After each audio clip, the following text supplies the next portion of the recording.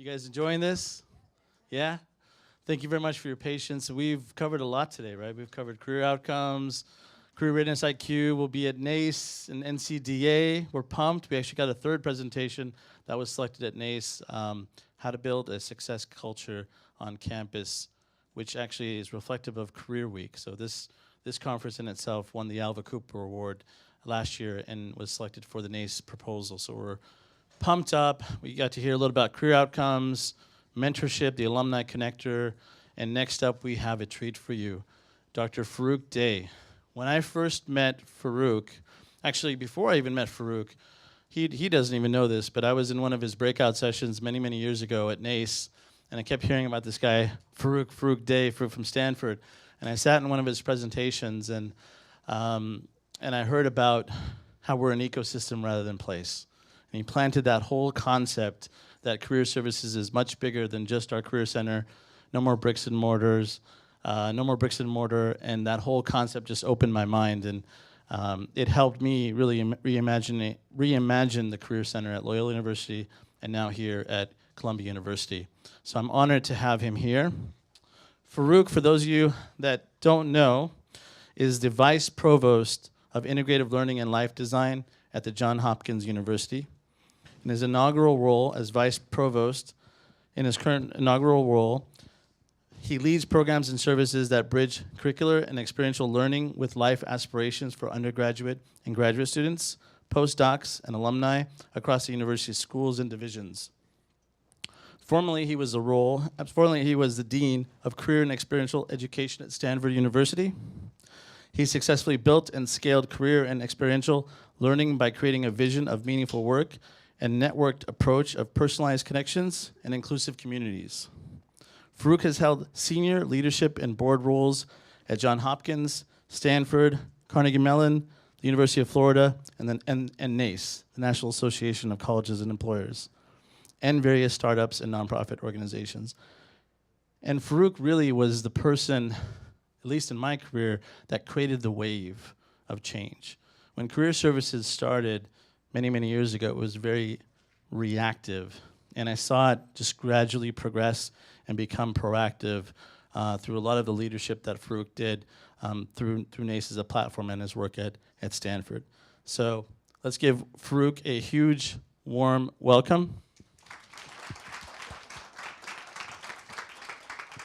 Thank you so much. Thank you for this kind introduction, Hassan, and congratulations to you and to your team for a successful week. When I looked at the agenda, I honestly, the first reaction I had, the agenda not for today, but for the entire week and what you pulled off with your team, I thought, this is insane. Why would anyone put themselves and their team through all of this? And clearly the answer is because you care. You care about your students and you care about their success, and you're not going to run away from hard work. So congratulations to you. Before I launch into my topic, I also want to just give a quick shout out to the speakers this afternoon, especially our technology partners. So Graduate was right before me, 1220 before them, and I'm sure I'm missing others. You're all just really hustling day in and day out to serve universities, to serve students.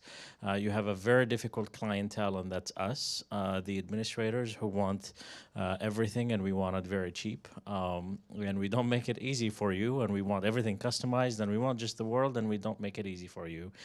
Yet you keep showing up on our college campuses and our conferences, and you keep hustling. So I just want you to know, if for any of you who are in the room, that your work is not unnoticed. I was asked to speak today about a portion of what I usually talk about in my roadshow. Usually I speak about the changes that higher education and career centers have to make in order to truly serve our students and our alumni and our constituencies better. But today, I think Hassan really wanted me to spend a little bit more time talking about the changes that we have to make in ourselves, in our attitudes, in our skills, and in the way we approach this in order to truly get with the times. And I have to say that it's a topic that excites me. So I'm both excited to be here and to be at a university where actually I've never visited Columbia University. So I'm excited to be here with you today and to talk about this specific topic because I truly care about our work in higher education and about our professional identity and about how we can continue to advance our practice in order to make a consequential impact on students' careers and students' lives in college and beyond. But I have to admit that I'm a little bit nervous. And the reason I am nervous is because when we speak about change and when we speak about transformation and we speak about having to reimagine our work as professionals and as higher education practitioners, and even for some as scholars, um, there is a little bit of a higher potential for stepping on toes, for stepping in areas where your own expertise and your own professional identity. So I always approach this topic with a little bit of nerves, and I would just want to share this moment of vulnerability with you as a disclaimer, if you will, to say that I am doing it out of or from a place of care, first of all, for all of us and for our profession, but ultimately for students and what truly matters to you. So as you start hearing some of those things and you're going, oh, like this one is hurting a little bit, just remember that it's coming from that place. Is that enough of a disclaimer? I just want to make it out of this room alive. That's really what I'm trying to do. Listen, so I'm going to challenge us a little bit in this talk, okay? That's where I'm going for this. And one of my favorite quotes that I actually put in my social media is listed here: "Do not go where the path might lead. Go instead where there is no path, and leave a trail." So I hope that we can all approach this talk today from that perspective, that it is not about just mimicking what other school has done. Every school has its own context and system, but certainly we can all learn from one another. But it is about being pioneers, and that's what higher education is about. It's about thought leadership, is about thinking about new ways of doing things, all for the benefit of our students and society ultimately. So I'm gonna jump right in with one of the challenging statements that I know I sometimes put out there, and start from that place. I believe, after spending 2 decades in higher education, that our profession, career services, is not inclusive. I believe that actually, if you go a little bit above that, that student services in general, the culture of student services in higher education is not inclusive. And I believe that higher education does not have systems that are not inclusive. So I want us to start from that point, and here's why. What I have learned throughout my time of just searching and researching and talking to thousands of students and many of their parents and also people in their careers beyond higher education about what the most consequential moments or factors that make a difference in someone's career or life. What I have found are 3. One is a transformative, inspirational experience. Think about it, in your own career, that you've had an experience that just blew your mind. This experience could be a class, it could be a book you read, or it could be an internship, it could be a study abroad, it could be a volunteering opportunity, you served on a committee, a job. So I'm not thinking also about students. I'm thinking about anyone, like that you had an opportunity to do something to engage with a community or with an experience and in an area that aligns with your own subject of curiosity, and it was transformative for you, and it gave you tremendous amount of inspiration. Okay, we can all probably think of that moment in our own lives, perhaps. It actually happens more often than we might think. It happens a lot on a daily basis sometimes for some of us, which takes me to number 2. Usually for people who take that moment that happens and truly reach or take it further, what is required is some type of courageous action. Okay, so that you engage in an action that follows that moment. That, okay, you took a class, you engage in this experience, you're inspired, but if you don't do anything with it, it fades as quickly as it comes to us, doesn't it? That happens to me on a daily basis. But the moments that are truly powerful, if you take a little bit of courage, and for this moment, in order to require courage, it has to scare you a little bit, and you actually make a bold decision and action following that. For students, it could be changing a major, it could be going and applying for a job. For even working adults, sometimes I've seen it with people, it's changing the complete career trajectory. I've met just in recent months somebody who was a jet pilot and then transformed their career to work in higher education. So it's really interesting that life changes that people have to make out of those moments, but it requires a bold decision and courageous action. That's two. And then three, usually or typically, it's a person who has encouraged you or supported you or mentored you through that decision and through that action. And for that person to truly have to be of consequence, they need to have more knowledge, more expertise, more wisdom, and certainly more access in the area of curiosity for you. That makes sense? So we're talking about a moment of inspiration, a moment of transformative action from you that requires courage, and then three, a mentor, a person. When you think of a system of higher education, and certainly career services, student services, higher education in general, and you think of all of the moments when those things happen, moments of the inspiration, tremendous action that requires courage, and a mentor, what you will know, what you will realize is that for most of them, they tend to happen outside of the curriculum. That's what we might call co-curricular, right? You know, so certainly courses and work with faculty and the engaging in research and lab, et cetera. So those things are probably part of the curriculum, somewhere within that. But for the majority of them, they're outside of the curriculum. They're experiences in higher education that you may miss and completely just don't realize that they exist, including career services, including services. So we'll talk about those experiences. Engaging in a volunteering experience and public service, for example. Going on a study abroad trip that can be transformative for you. Doing an internship. Working on campus in a highly engaging job, getting a mentor or engaging in a mentoring relationship. You see that all of these types of transformative experiences are outside of the curriculum usually. What I mean by outside of the curriculum is that they are not on the roadmap to graduation. There are a lot, and I'm not suggesting that we make them less optional. What I'm saying is that they are all over campus. The university invests tremendous amount of resources there. But the trouble with those is I want you to think of who tends to find them. So as career services people for you, who tends to engage with you? And it is very common that it's usually the more privileged students.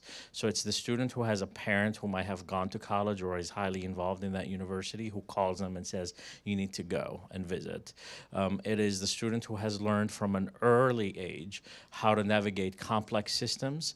And as a former international student, I can tell you that the American university is a complicated system. It's not easy to navigate.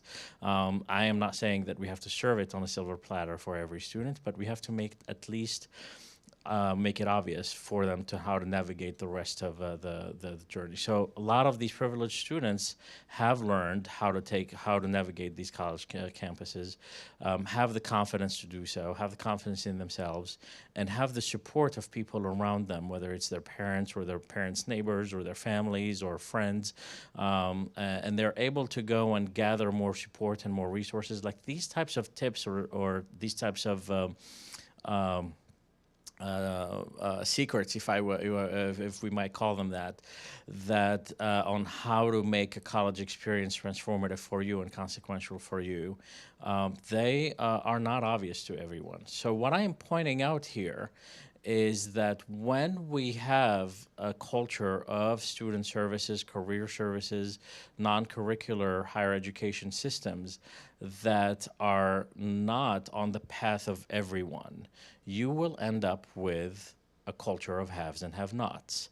Those who will know how to find those, and one who I'm constantly worried about are my first gen students, the low income students, the students of color, the international students, the students whom I identify as an other, and who have so many other stressors and pressures that they are dealing with that they might miss out on an entire transformative experience outside of what is required for them to graduate.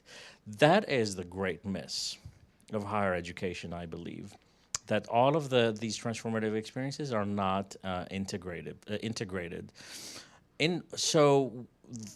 The danger for us in career services is that we might still feel like we're serving students because our appointments are that students are booking appointments.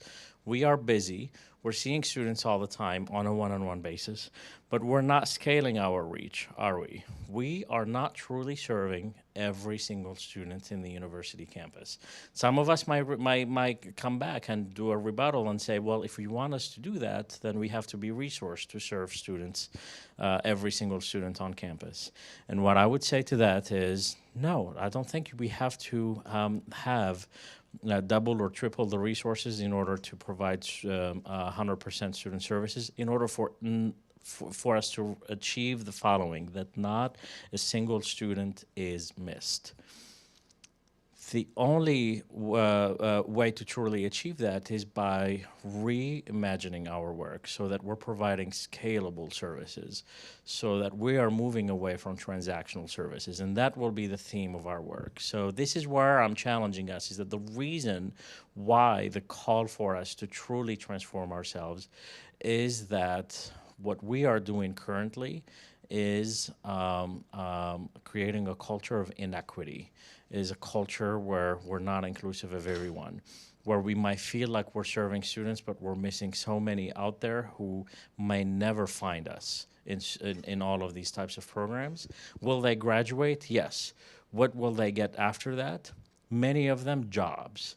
We are in the business of more than just getting students jobs. We are in the business of getting students to learn about themselves and the world and reach ultimately their life purpose.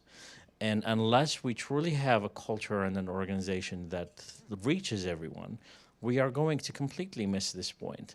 So I'm starting here because if we don't have an agreement at least about this, then none of what I'm going to tell you after that is going to truly matter to you. What I'm trying to achieve here is that for all of us to feel the sense of urgency that we are missing too many students out there who desperately need our help. Will they be okay? Yes, but they will not have the same pathways that the privileged do. That's really our call in career services, is that we're not here to provide services. We are here to provide an equitable experience for all so that not a single person gets missed. One of my favorite books as I look at transformation is Originals by Adam Grant. And I love this quote as we start to think about how we can reinvent ourselves. As the economist Joseph Schumpeter famously observed, originality is an act of creative destruction. So as we start to look at or consider our own transformation, we have to be willing to participate or to do this, to the creative destruction. One of my other favorite books that he has, it's a different one, not Originals, it's Give and Take. And this quote is from there about the givers and the takers. And research shows that takers harbor doubts about others' intentions. They monitor vigilantly for information, and they approach everything with suspicion, with distrust, that there is a sort of a sense of threat. The reason I bring this up is because as you're starting to think about how to reinvent and reframe all your work, all of us are givers and takers in a little bit, but what we want to try to be is givers rather than takers. If you find yourself watching over or trying to protect your own professional identity, the size of your office, your title, the work that you are doing, make no mistake about it. And I've found myself in those spaces. So it's not just you; it's all of us who fall into that. We are approaching this from a perspective of takers. Be a giver as you look at transformation. So this is a call for you you to just open your mind, because this is about giving to our students, and it is worth having us completely transform our work. When I looked up the word transform on Google, the first image or images that came up is the one of a caterpillar transforming into a butterfly. I enjoy this picture because it tells me the story of what is required to transform. That caterpillar literally has to completely self-digest, eat its own body, in order to emerge as a beautiful butterfly. That is what is required for us. The new breed of professionals, higher education professionals, and student services, etc. We have to truly have the courage to eat some of the parts of our organizations or our work in order to emerge with something new and beautiful. If this example is a little too much, let me give another one. And that's of products that we use all the time. Apple had to completely wipe out, or almost wipe out, not completely, it's one of its biggest products of the time, and that's the iPod, in order to emerge with the iPhone and then eventually the iPad. Maybe some of you still use iPods. No judgment there. It's okay if you are. I still have one at home, but I haven't used it for a while. You see, transformation is happening all the time around us, and we have to be really willing to do that. My assessment of career services, that after looking at it from a research perspective, but also consulting at many institutions and leading the transformation in my own institutions. I've done it already at 2, and I'm now leading it at 3 from a completely different perspective, is that is what is required, is that we have to look at some of the most traditional things and conventional things that we have done, that we hold on to dearly, that scare us to let go, in order to emerge with some of the big ones. And I have seen resistance, again, from people who absolutely care about the work and about students, but they resist it from the wrong place. They resist it from a place of wanting to protect their jobs, self-preservation, or they feel more comfortable in what they are skilled to do. So I'm inviting you in this talk to just kind of go along with me, just dream and imagine for the next 30 minutes or so as we go through this. And then if you want to go back home and then just say, like, hey, that guy doesn't know what he's talking about, that's okay. I'm okay with that. But for now, just sort of keep an open mind. All of this is really important because the world is changing around us, and we have seen it happen before. The biggest example that we've seen is in the Industrial Revolution. We've gone from steam engine economy to mass production to computer automation, and now we're moving more and more into cyber physical systems and artificial intelligence. And in every one of those moments of transformation, what we have seen is the cult of jobs being completely going out of business, and then people might be unemployed. There's sort of like this cry for, like, oh, we don't want to move and change. But what we see is that a new industries and new jobs and new types of skills emerge. Whether we want it or not, this will happen. And what I usually find is that there are 3 elements that are critical as they work together to drive this type of change in the work. Usually they are cultural, economic, and technology related. Each one of those, when they happen, especially around the same time as we're experiencing now, you will find that the world of work will transform in front of our own eyes very quickly. So the drivers to work that relate to demographic and social economics, for example, are happening at a very fast pace, and people are caring about different types of things that they cared about 10 years ago or 20 years ago. Changing nature of work, the flexible hours that we're seeing now that students and employees are asking for. They're technological and as you can see here, that mobile internet and cloud technology are taking over. So what does that mean for some of the types of the jobs that required manual transactions with this? If you look at just artificial intelligence alone, within the last few years, the number of patents that have been filed in the United States and in China alone give us a story of how fast this is happening and where this might be leading in just a couple of years. We're not far away from this. Job displacement is being talked about by all sorts of sources, including the World Economic Forum.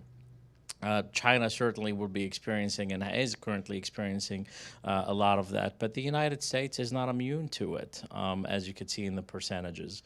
If you look at this map, the employee-weighted overall percentage of activities that can be automated is painted across the globe with the darker shaded countries in blue are the ones that are most at risk for that, for these types of job displacement. The bottom line here is that any type of work that requires manual transactions, that require physical skills that can be automated fairly easily, are going to go away. There is no question about this, and they will be replaced by machines. I don't believe in the hype that robots are taking over the world and we will all be serving them Starbucks coffee, as has been painted in some of the pictures in newspapers.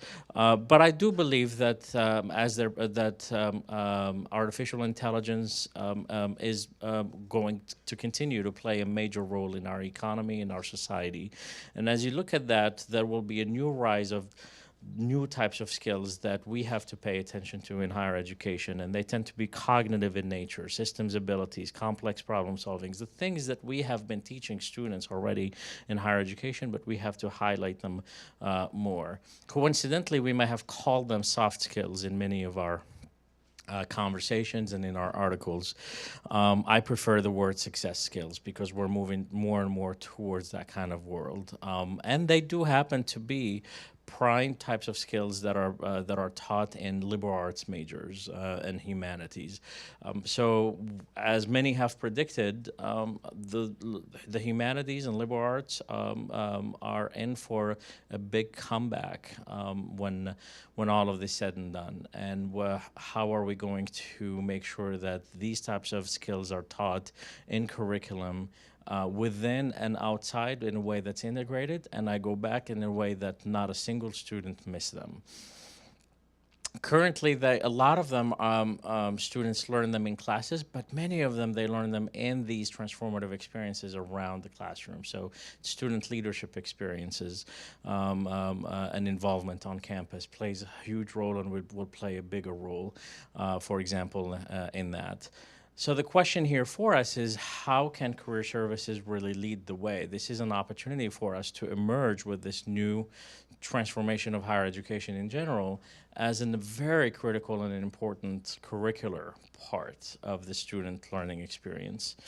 So let's take a look at higher education systems and what is important in them. So the way the higher education is already starting to transform is that in addition to the academic development that has been a tradition for universities and colleges in the United States, that we're adding skill development in that. And certainly many majors and many academic programs and departments are investing more and more in this.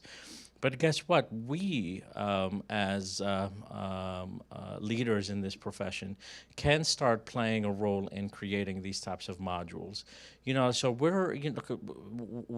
we are not just in connecting students with opportunities. We gotta play a role in teaching them these types of skills, and we can start putting these curricula together and align them with the universities. And even if it feels like it's just on the sideline, you gotta start somewhere and then moving it more and more towards the center.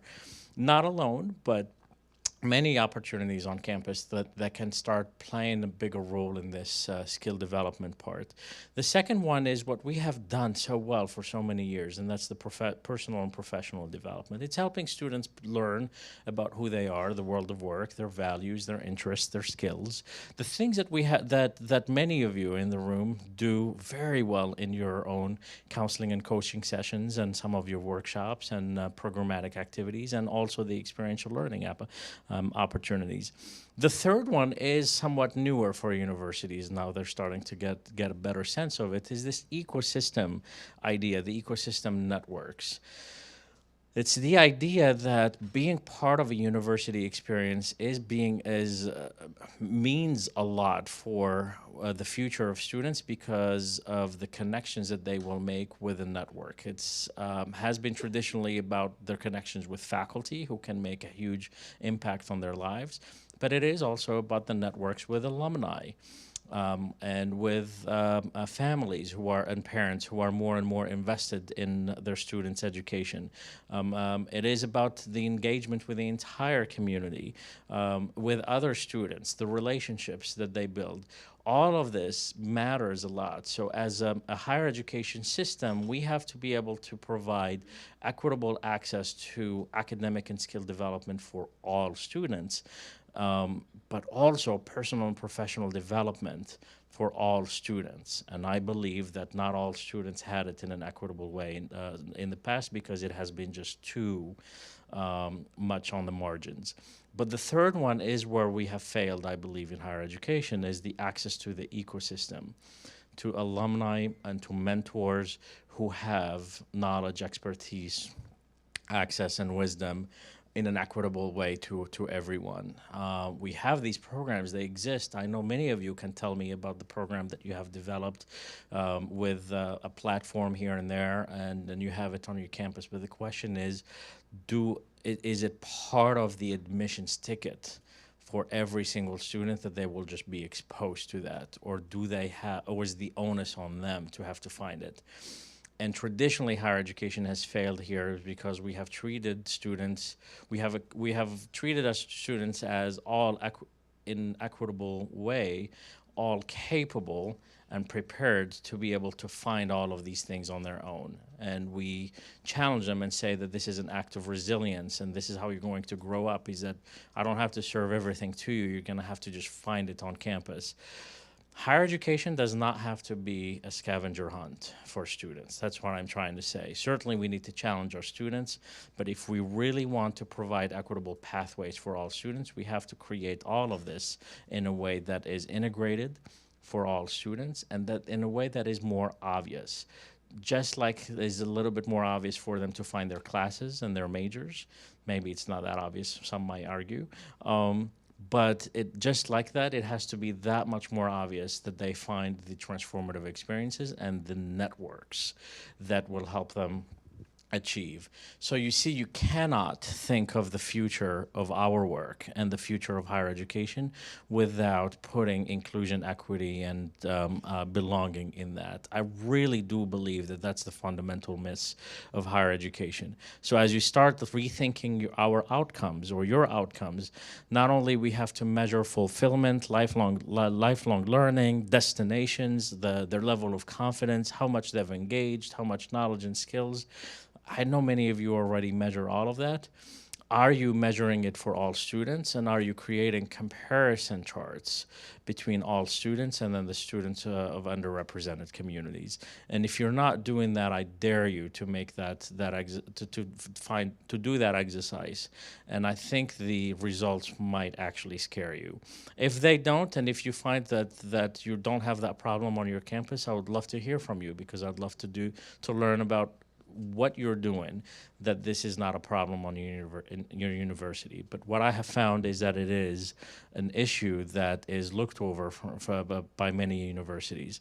The challenge here is that many universities know that this is an issue, but they're going about it the wrong way. What they're doing is that they're creating sort of separate services to try to address the needs of these students. And I am not saying that they shouldn't do that, but what I'm saying is that what the solution is to create an integrated approach similar to universal design for learning that catches everyone.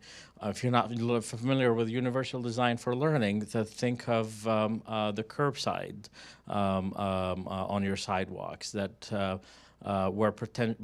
perhaps originally designed to serve people with disabilities, but actually they were built to serve the entire community and therefore catch everyone. So who uses that? You know, it's the scooters, it's the pedestrians, it's the people with disabilities, it's everyone. So how do we create a culture of higher education that catches everyone?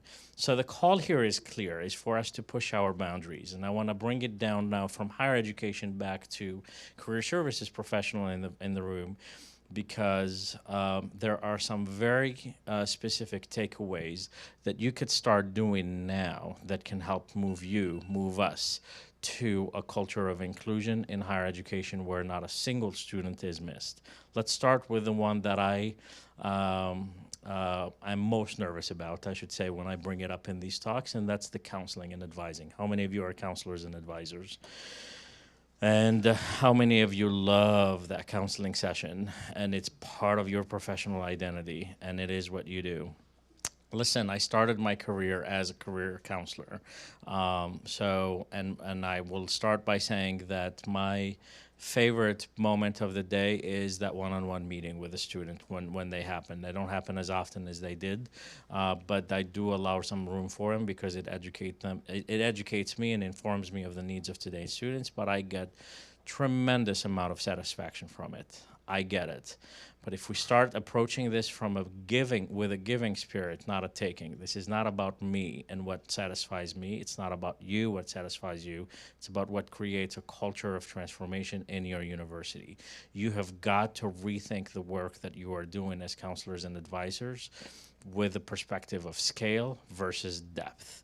So you see, your counseling and advising sessions give you a lot of depth with one student.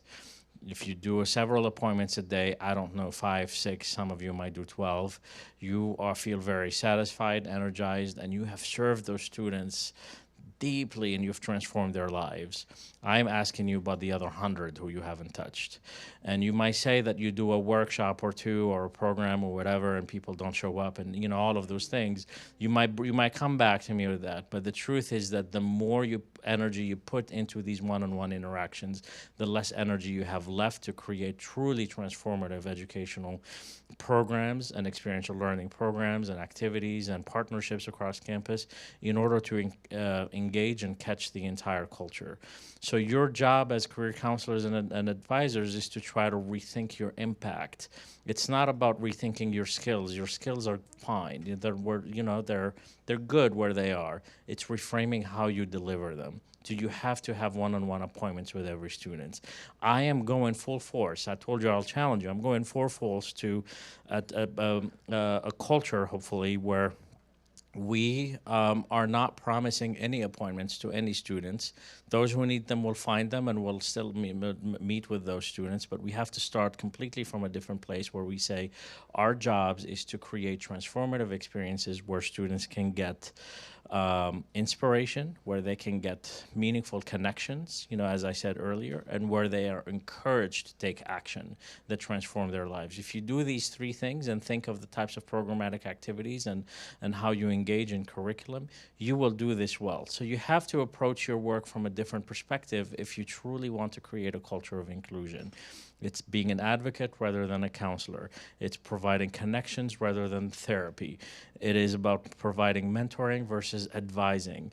It's getting out of the clinical nature of this type of work and going into more of the teaching skills and to transformational engagement with students. If you really want to do this right, from a giver's perspective, to truly have an impact on students, this is what you'll have to do: is go back and rethink and just say, do I have to do appointments every single day, even if I really enjoy it? Or is there another way I can deliver this type of inspiration, encouragement, self-reflection, etc., in ways that can scale? And there are plenty of ways once you really start put your head into this. And if you do it with more people around you in the room, so you do have group brainstorming sessions here, you will really get there. I find in my work in helping colleges and universities transform their career centers, that this is usually the biggest holdback. I have found that many or most career centers that I've worked with, that the reason that they have not fully transformed, they usually buy into my message, but they don't do it, is usually this one that holds them back. The counselors love their counseling and they just can't let go. And I'm saying, go back to your offices and say, let's do this for people. Let's do this for all of the students that we are missing. I hope that that's making sense, and I'm happy to take questions later during the Q&A, because I know that usually that's the controversial one.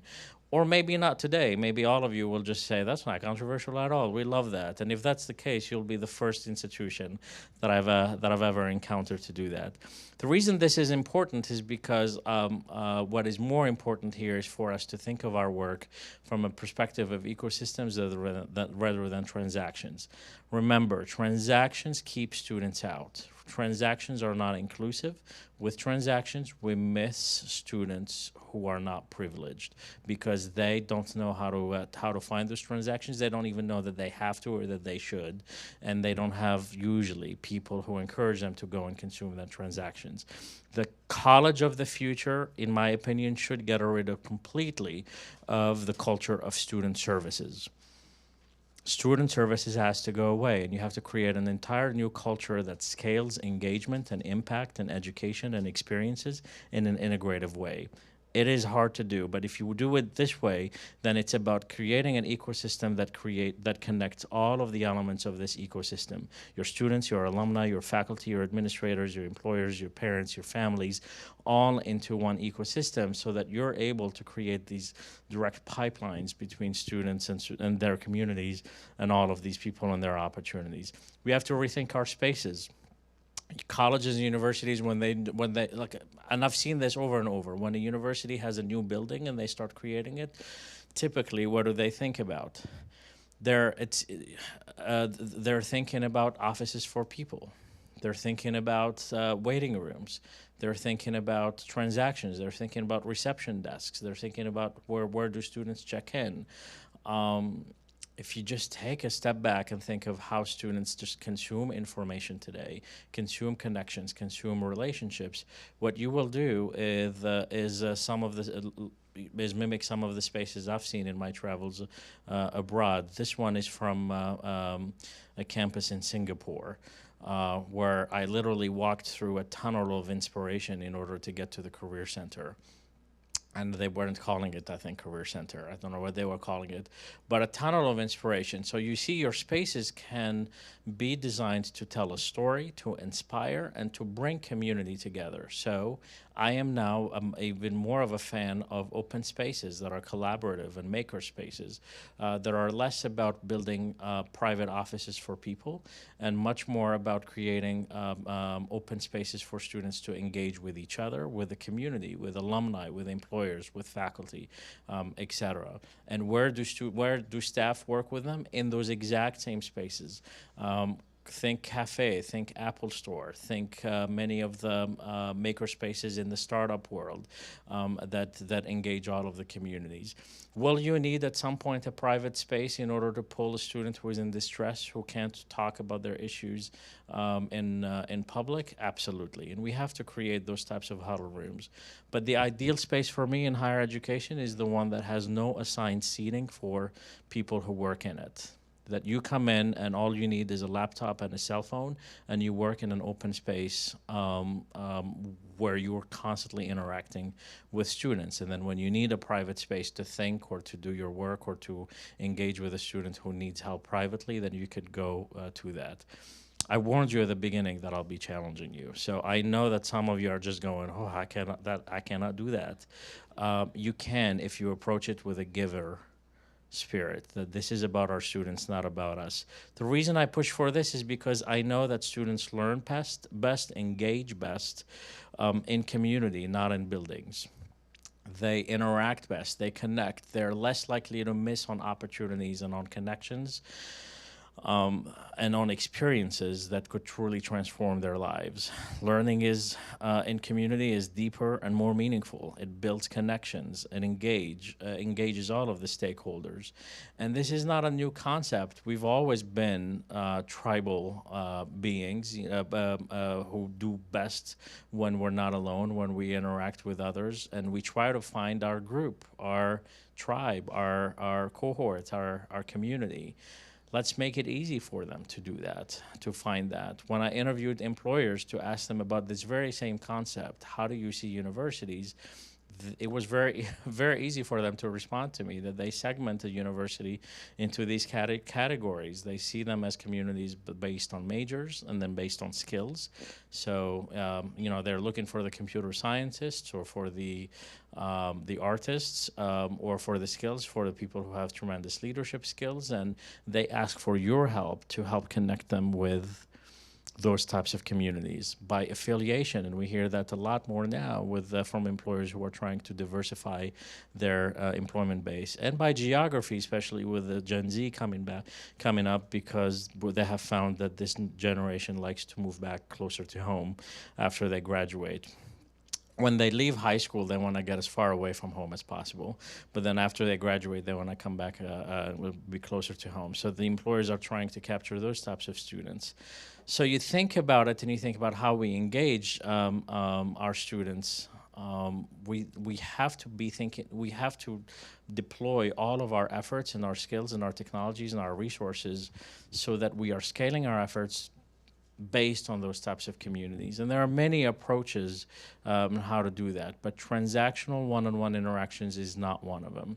It is about assigning all of your resources to the communities that currently exist. So the question you might ask yourself is, what is the number one community that students identify with on my campus?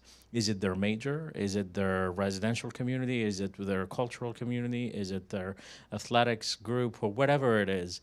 And whatever that community is, you have to assign it one of your team members and have their job to completely scale their efforts in education and in engagement and connections with mentors and with alumni and with opportunities and in employer engagement, that the person has to do everything. So you see, the new breed of professionals is no longer counselors do counseling and employer relations do employer relations and alumni people do alumni things.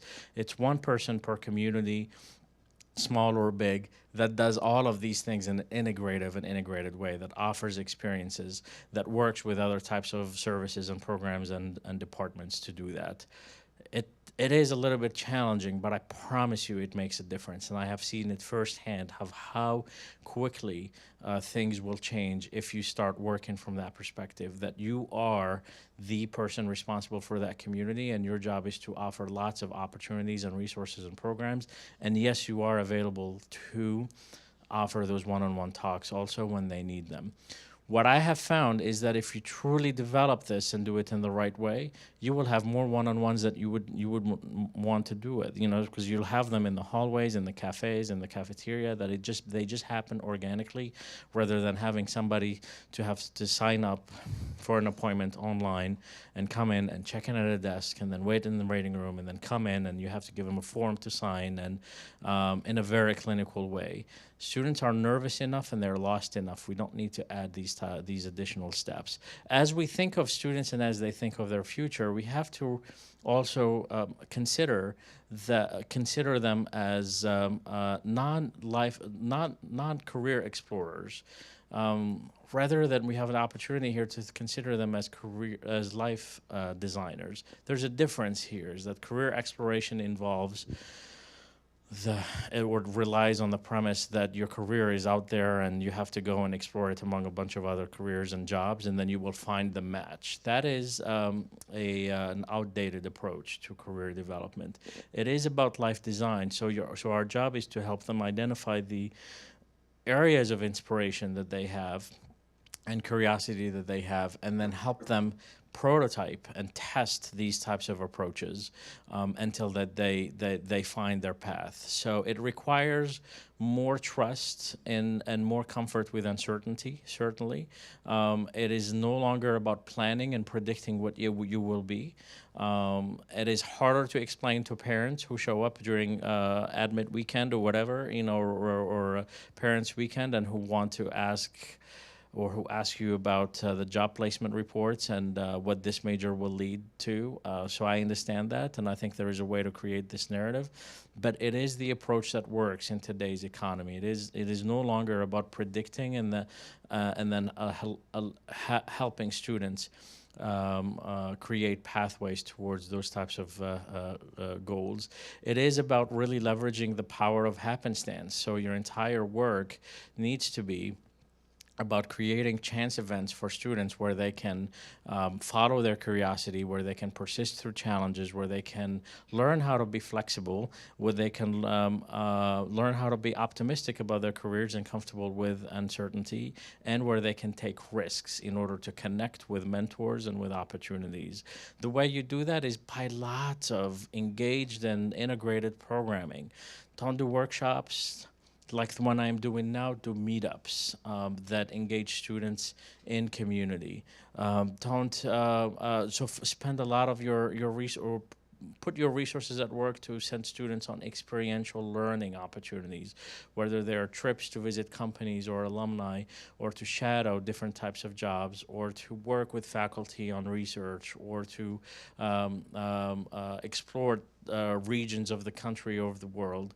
Try to really put all of your skills into these types of transformative experiences in order to make a difference. And as you do these types of programs, think about how you can create magical moments, not transactions. Magical moments that can truly be memorable, and that can be fun and that can be exciting. And I draw this from certainly the Disneyland or Disney World example, or that you have an entire experience there, but every now and then you have a magical moment, either meeting a person in a costume, or like your favorite character, or a ride that you've enjoyed that just becomes memorable and that totally transforms your experience. You could do this without having to spend a lot more resources. One of my favorite experiences in the last several years was to do some consulting and some work abroad in order to test out some of these ideas, and also certainly to help them out cross-culturally. So I helped universities in the Philippines develop career centers from the ground up.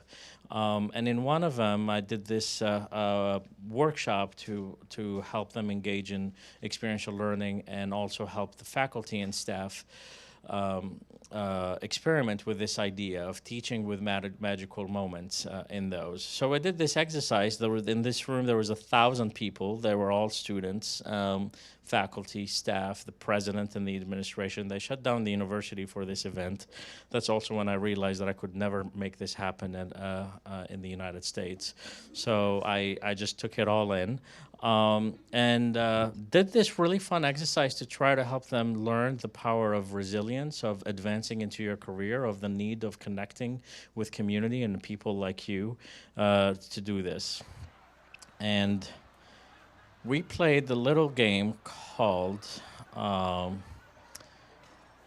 Egg, Chicken, Dinosaur. Some of you might know it.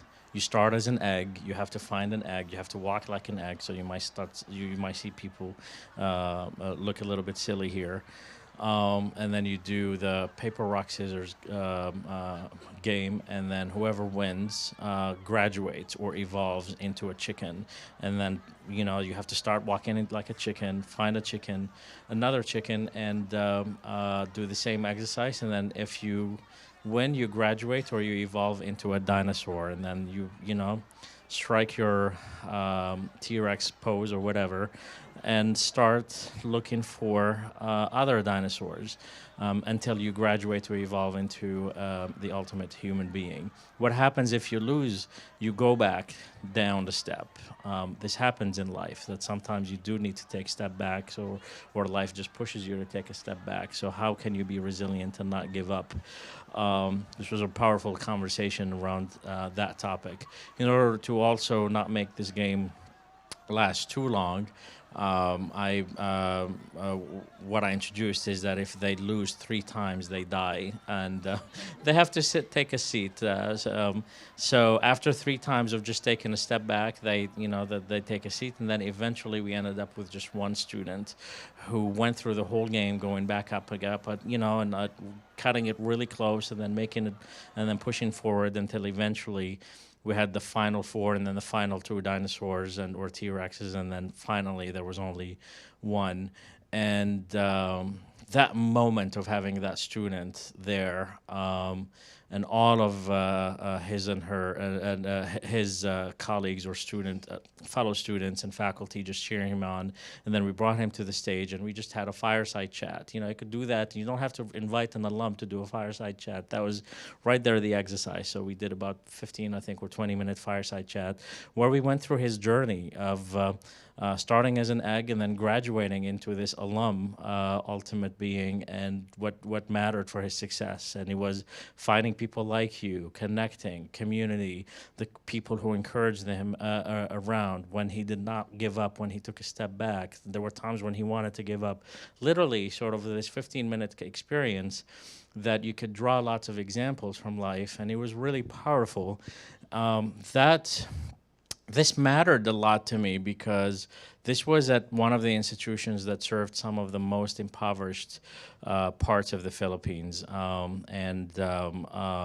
These students were there on scholarships, on all sorts of things and they had lots of hope. They were coming from families that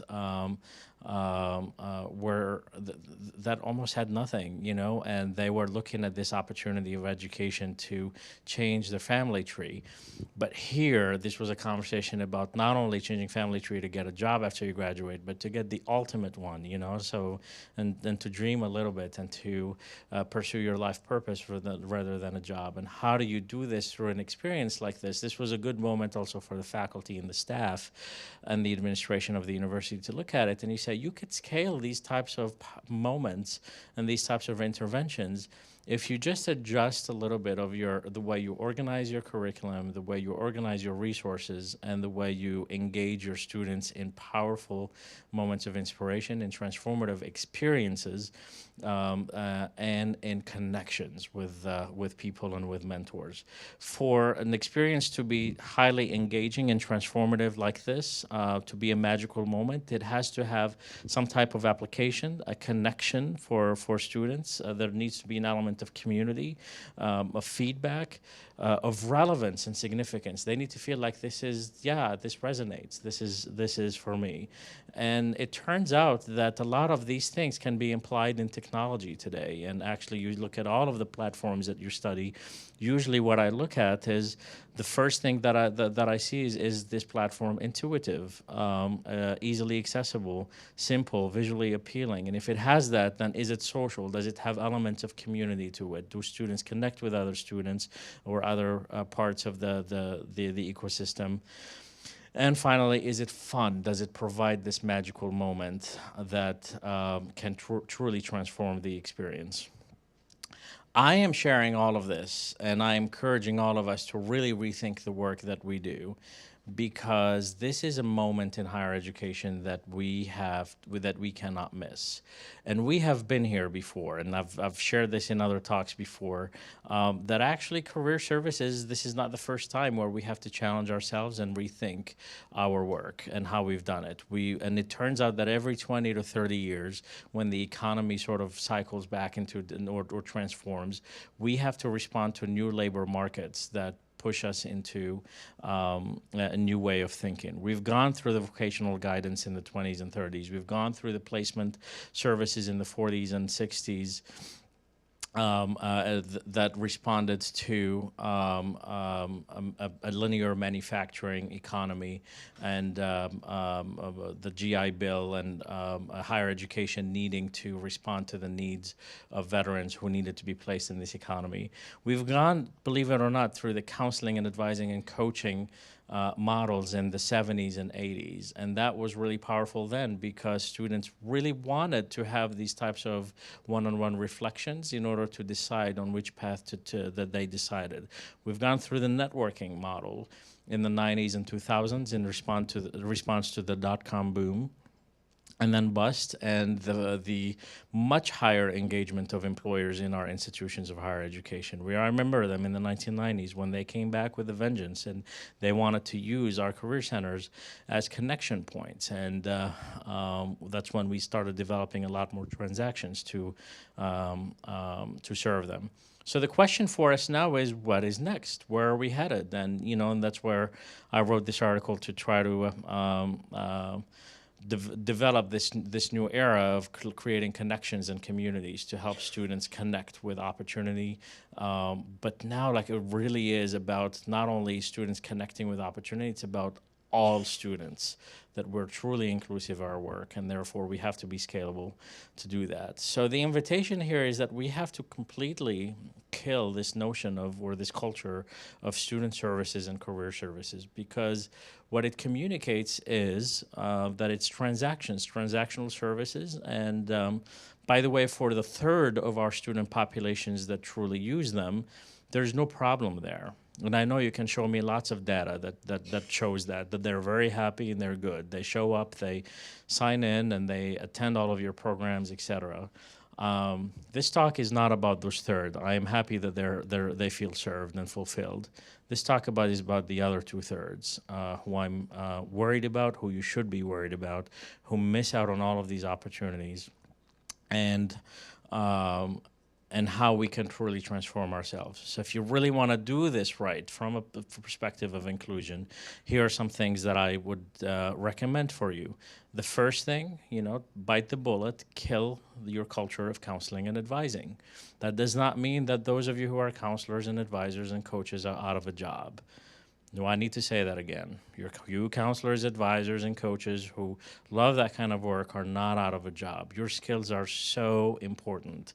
It is about scaling those types of skills and your impact to students. And by the way, if you do this right, you will have more one-on-ones than you know what to do with. This whole culture of career assessments, exploration, resume writing, workshops, job fairs, on-campus recruiting, job postings, transactions, databases, throw all of this out of the window. And some of you will say, what do I have left?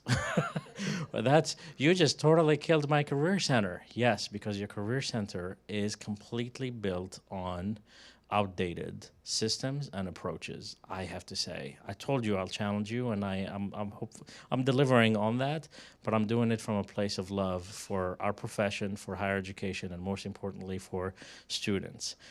Those students, treat them as life designers, not career explorers. They're not here to take assessments so that you can help them predict what they will be.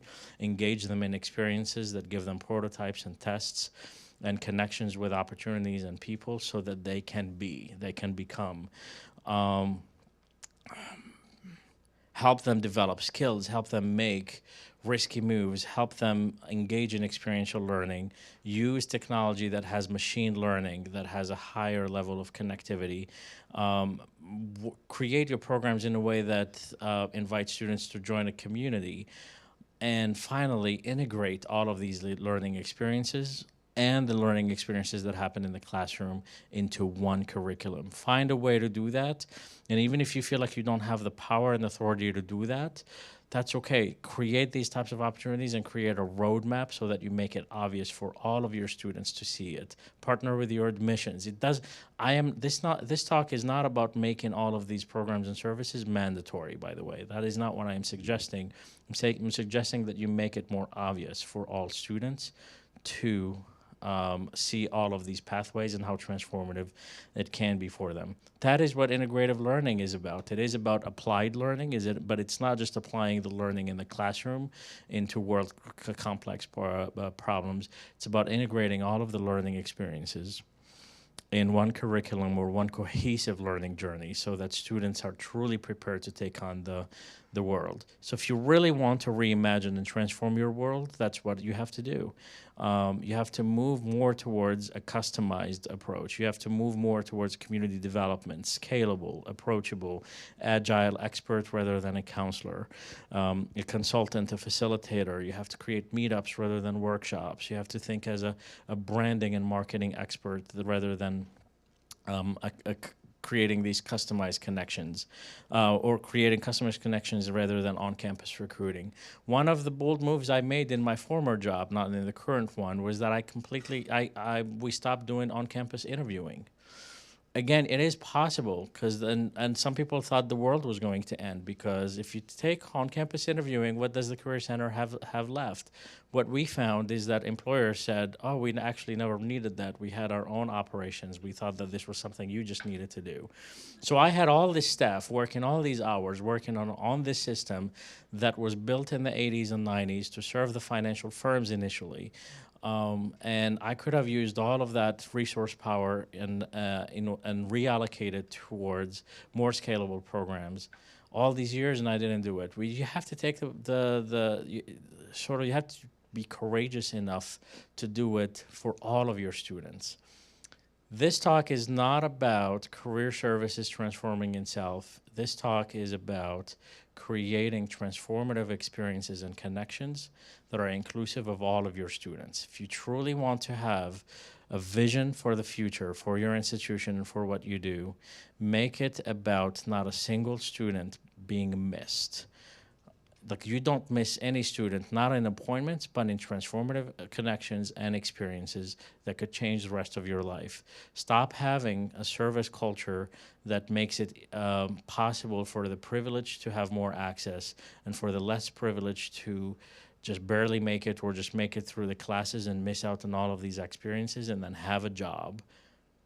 And then that's it. And then what you'll end up with is students who are fulfilled and students who are not. And that is the tragedy, I believe, of higher education. Thank you all so much for indulging me today, and I hope this was helpful to you.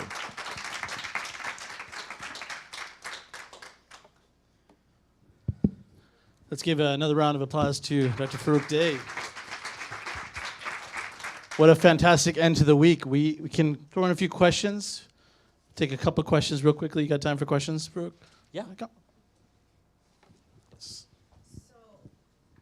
Thank you for doing your presentation. I'm Sharisa from St. John's University. So, and the things that you have suggesting in terms of getting rid of like the OCR, that is true, like companies are not really doing that anymore, but getting rid of the career fairs and everything else that you listed, has that worked in the United States? What school has done that? Very good question. I think you have an opportunity in many of these to be a pioneer in your institution. So, I put all of these up, and my former institute, I'm currently at Johns Hopkins as of 5 months ago. The last 5 years, I have pushed Stanford, where I worked, as far as I suppose one could with a lot of these approaches, and yes, it has worked. Engagement went up. We dropped the appointments down. We've experimented with events that are non-career fair-like. I loved what Julian said earlier. You have sort of a menu of burgers and salads, etc. That's not a transformative experience for students. So I'll just pause a little bit on career fairs. I asked employers about it, and I said, are these helpful? The answer is no. Why do you still show up? We can get real about this. Why do we still do them? It's because they make us money for many of us. True or not, maybe. They make us money a lot, and that they fund some of our positions, so we can't let go of them. Why do employers still show up? They treat them as branding shows, like they're trade shows, like your tech trade shows, etc. So I am not saying don't stop doing them. I think treat them the way for what they are. They are trade shows. They are not consequential events that help students get jobs for the most part. Some of them do, no question about it. You will show me stats, but for the most part, They are not consequential ones. So have your 1 or 2 career fair a year that are trade shows that generate money for you. The employers still show up because they can't afford not coming because their competitor is there. But they're there just to make sure that people know that they exist and their brand exists for them. But to rely on them on like that's what we do to help students get jobs. That's I think where we have to get honest with ourselves. So what you have to do is create a lot of niche events around them and programs around them that are about meaningful connections between students and employers and companies. And we've done that, and those work, and we've done that at my most recent job. I'm too new at Johns Hopkins to give you lots of examples of what we're doing there. Ask me in a couple of years. But in my most recent job, absolutely, those programs. A simple one as career fairs, a booth with a line. And then a student comes and gets a 3-minute talk with an employer and drops a resume and leaves. How is that transformative, and how is that inclusive to all students? Instead, what we experimented with is smaller events that are for specific communities. Round tables. We ask employers, don't bring your big displays. It's not a trade show. These are highly connective events. And we're going to have students around you, talking with you, together, learning from you. So bring an iPad or whatever. I'm going really in the weeds here to create these types of experiences, and let's see where this goes. And those things worked, absolutely. Resumes are optional at those. Actually, Columbia University is doing the hotspot model, so we can share some of that, how we do it. And if your budget is revenue-based and that's how you're doing it, that's not an excuse for us to do it. So that's got to change collectively. Hotspots or meetups, the smaller, yeah, and the student and the employer feedback is pointing in that direction. Coming up with really cool word names for what you do helps, because it not only it connects with your customer base and with your students, but it challenges you to also rethink what you're doing beyond the tradition. So once you call it a hotspot, then it can't be what it was anymore. Because people will call you on it. We're like, well, that's just another career fair. You're just calling it hotspot, So you don't want to just put a lipstick on it, if you will. So, because once you call it something else, you have to be accountable to that. And don't forget, you're excluding a lot of employers by having a career fair. Not all employers come to career fairs.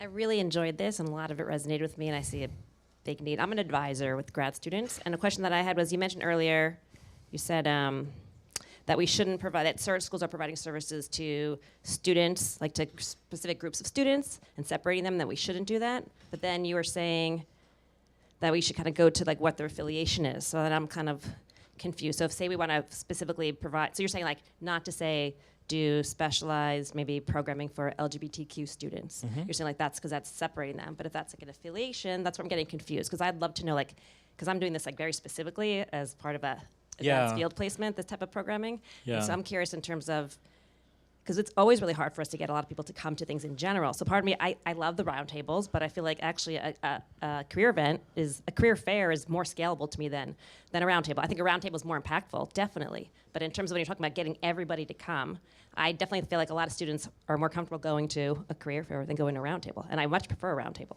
But in terms of getting these students who don't come in, I mean, I had a student once from Pakistan tell me it took her 6 months to come into to get the nerve up to come into the office to talk to me, and so I love what you're saying, but I want to know more about how to implement it. Like, what did you do at Stanford to get the kids to come? So I want to correct just one thing that because it's possible that I might have been misunderstood. Actually, your approach sounds right. That you're creating these events that are highly customized to particular groups and communities is a good way to scale, because you're catching it one community at a time, and actually that's more impactful than having just one for all and hope that everybody comes in. So I don't think I said it's possible that that's what I said, but I didn't mean it. That like, don't separate them. What we're saying is that that's not enough. That you don't want to just.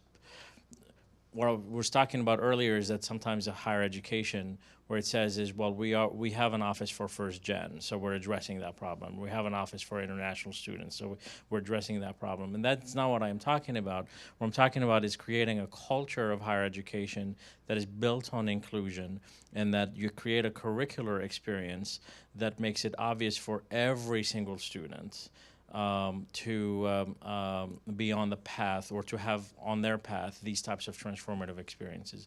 So I think what I was just saying is like, don't make it a scavenger hunt, so you do that. However, in your types of interventions, I think that's one approach that could be effective on your campus, is to treat them one community at a time, as I had suggested later on. So that's the one correction there.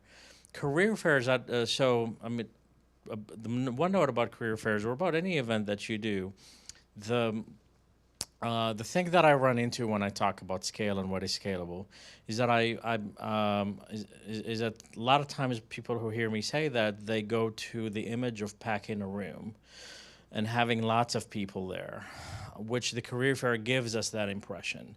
It gives us the illusion that it's scalable because you have lots of employers and you do get lots of numbers.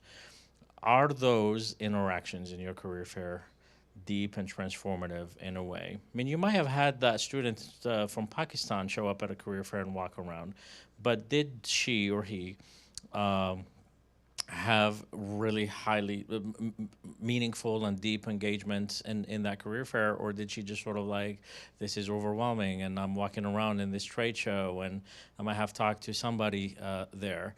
So that's where my concern about the events that pack the room, the auditorium, and whatever, and we feel like we've scaled because we got 5,000 or whatever, like a huge percentage of our students there. It's what you do with them. So often when I talk with people, I just say, like, when I say scale, I'm not saying lots of numbers in one place. Like a one-on-one appointment can be highly scalable if you just throw a podcast in there, like if you just audio or videotape it and then turn that content into something really powerful online. With just one interaction, you can scale that way. Do you know what I'm saying? Like, so that's what I'm really offering, is how can you really tweak some of the things that you do so that one-on-one interaction, you can turn it into a highly scalable thing, and then, watch the views that happen there. The no-show and stuff is the one thing that I get a lot. So, for example, the example I get is we do a lot of work to invite an alum to come to our campus and to do this talk.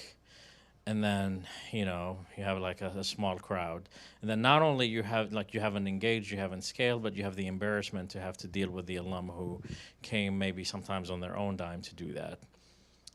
Tweaks, on how you can do this. Invite the alum to spend highly engaging experiences for an afternoon plus an evening, and create a schedule for them. So it's not an event like this, but you could just say, for the first couple of hours, we're going to have you do some one-on-ones with some students. We're going to put in there an hour with a group of students who are and you're going to do all of it by invitation. You're going to invite a lot of these students who don't get to engage in these things, and you say, I'm offering you something that we're not making available to everyone. And then we're going to have an intimate setting, a small room, and we're going to make that available for everyone, but we're also going to invite a group of students there. You have them have maybe a lunch meeting with a couple of faculty, and maybe a dinner with some students, and then sometime around in those, maybe a session, you create it this way, and you just say, we're going to have you do a session on that's live streamed or that's videotaped. We might have an audience, but that's not the point. The alum already knows that they're not expecting to come and have a big crowd, an auditorium full. They're coming to have really highly engaging experiences. You're going to audio or videotape some of them. You're going to throw them on your podcast or on your YouTube channel afterwards. You achieve scale that way. Are you dancing because I just said that? Good. She's happy. So you do all of this, and then you've hit on some people that you have selected. So it's okay. Like, sometimes we're afraid of selecting people from different classes in order to do that. That's you can still be inclusive by making one of these sessions open to all. But for some of them, just go there. And by the way, this can help you engage your faculty better, because you can email these faculty and say, would like you to recommend a few students for these highly engaging experiences. You can go to your first-gen office. You can go to your international student office. The students who you're not hitting, and then the word is going to get around. One final question, and then we will end it with a couple of closing thoughts. No? Well, thank you, Farooq.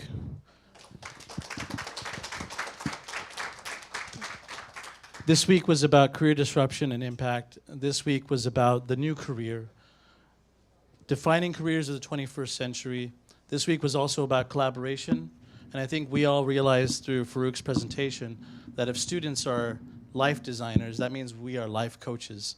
And we do so much more than career services. Career services is so much bigger than us. This is an open invitation to all of you to come visit our career design lab in Midtown, 729 7th Avenue, 3rd floor. We want to collaborate with you, not just Columbia University Career Centers, all of you out here in our community. We invite you to collaborate. We are bi-coastal, so we have a location in San Francisco. We can do career treks out there. This is also a moment where we can say, hey, Career Week next year can be all of us together. So this is an invitation for next year's Career Week. Get involved. Let's take our careers where they need to go, and let's be those life coaches. Thank you very much. Have a wonderful weekend.